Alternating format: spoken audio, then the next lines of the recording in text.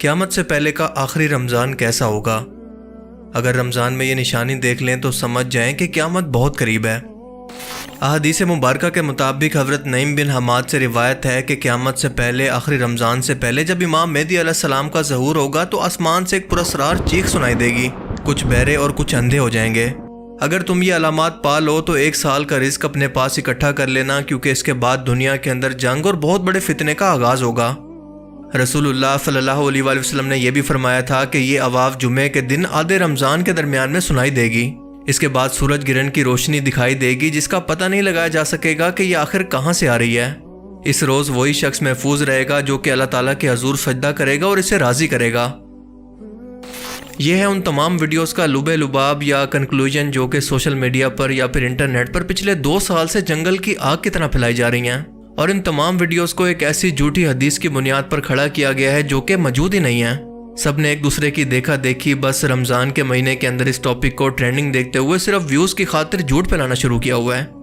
اب ان سب ویڈیوز کے اندر آپ کو ایک چیز کامن ملے گی کہ قیامت کی آخری نشانیوں کو ملا کر جو کہ مختلف احادیث مبارکہ سے مختلف نشانیوں کی صورت میں ثابت ہیں، ان کے ساتھ ایک جھوٹی حدیث کو مکس کرنے کی کوشش کی گئی ہے، یعنی کچھ سچ کے ساتھ زیادہ جھوٹ اتنے کانفیڈنس کے ساتھ مکس کیا گیا ہے کہ پوری بات سچ لگے، اور یہی وجہ ہے کہ کوئی بھی شخص ان میں سے آپ کو کوئی حوالہ یا کوئی اس حدیث کا ریفرنس نہیں دے گا۔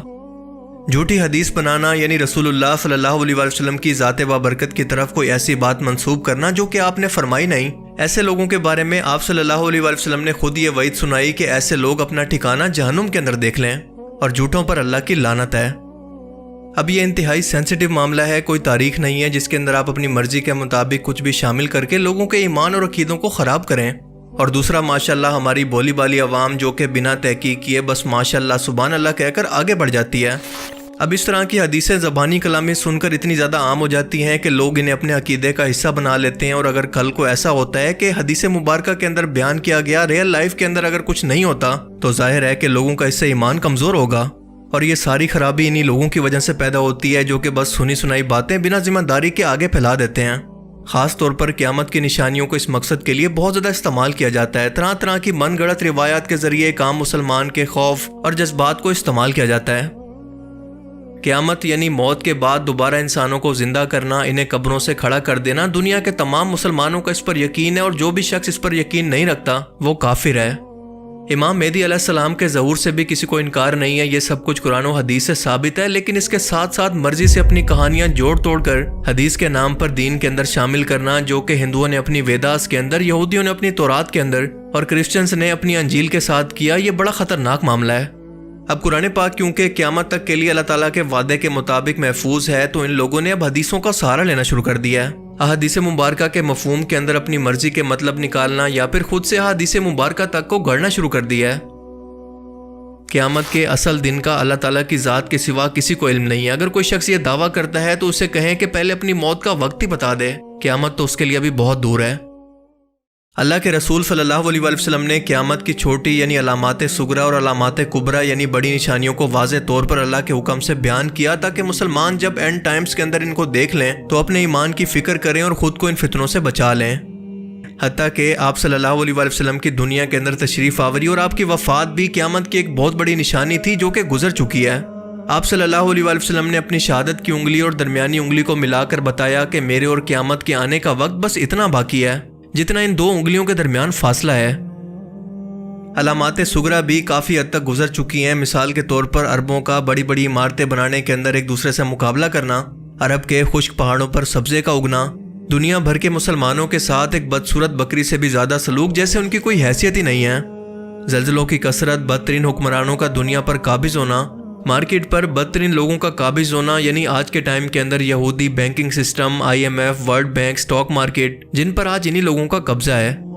آپ نے فرمایا کہ آخری ٹائم کے اندر مسجدیں انتہائی خوبصورت ہوں گی لیکن لوگوں کے دل عبادت سے خالی ہوں گے۔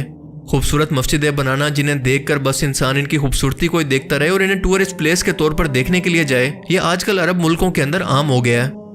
آپ صلی اللہ علیہ وسلم نے فرمایا کہ اے ابن مسعود، تم دیکھو گے کہ ہم جنس پرستی پوری دنیا کے اندر پھیل جائے گی۔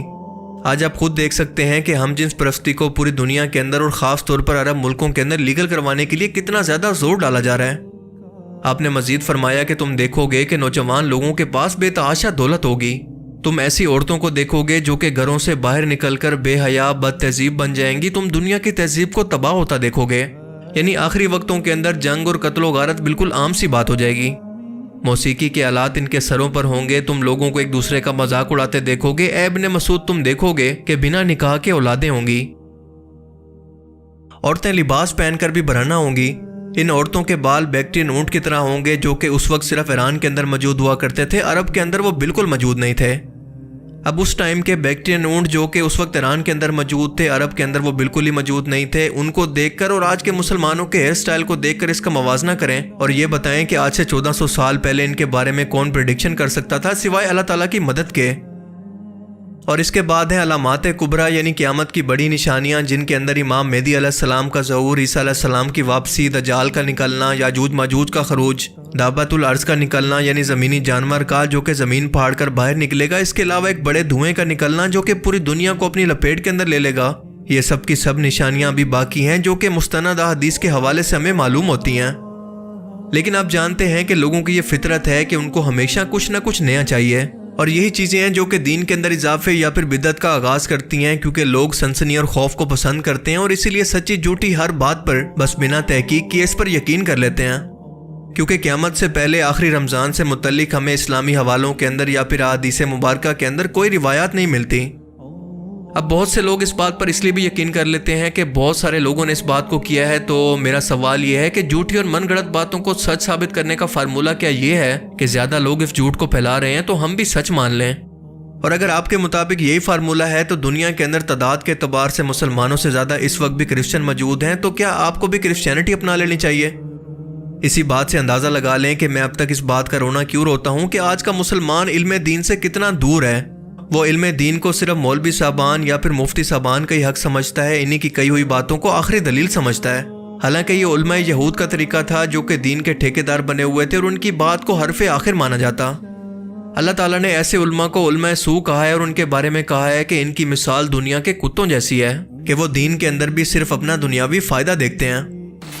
क़यामत पर ना सिर्फ दीन इब्राहिमी के मानने वाले लोग मजहबी तौर पर यकीन रखते हैं, बल्कि आज के साइंसदान भी इस बात का इकरार करते हैं कि ये कायनात बनी ऐसी है कि हमेशा के लिए कायम नहीं रह सकती।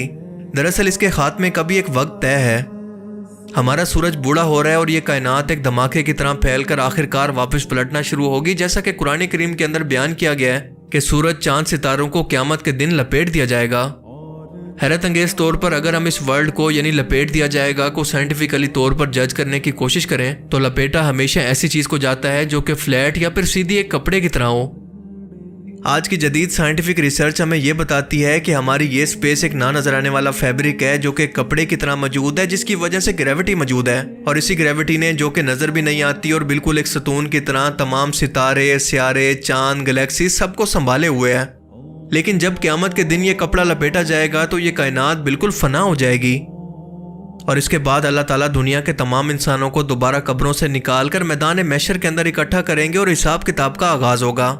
अल्लाह ताला से दुआ है कि वो हमें अज़ाब कब्र और मैदान महशर की सख्तियों से बचाए। अल्लाह ताला हमें नेक अमल करने की और समझने की तौफीक अता फरमाए। आमीन।